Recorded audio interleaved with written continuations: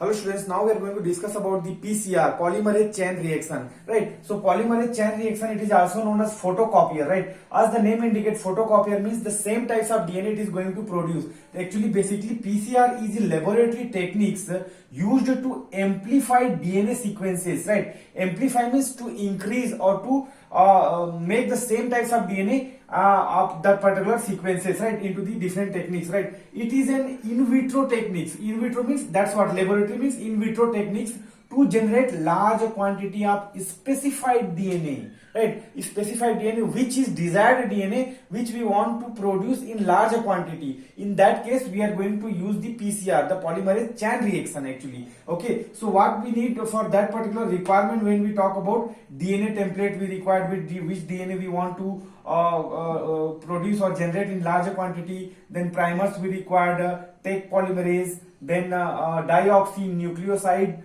triphosphate it is also required, buffer solution required, and divalent cation it is also required, right? So there are three steps into the polymerase chain reaction. Steps involve denaturation, annealing, and extension, right? So that we are trying to understand. Denaturation means it is nothing but reaction mixture is heated. Whatever the mixture with this requirement which we want with the template DNA, that mixture has to be heated at 90 to 98 degrees centigrade temperature, right? Then the DNA undergo denaturation, or DNA is denaturated into a single strand by disrupting hydrogen bond, right? It is 1 to 2 minute process step, right? So here the DNA it is undergo denaturation. Coming to the annealing, after denaturation it has to go under annealing, hybridization of two oligonucleotide primer. Okay, oligonucleotide primer we are using, that has to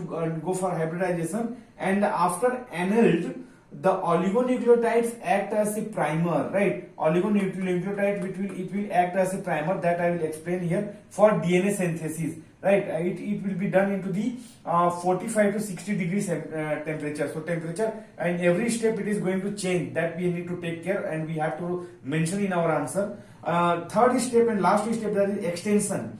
Polymers extended. Why? How? By joining the bases complementary to DNA strands. Okay, polymer it is extended by joining the DNA complementary to DNA strands.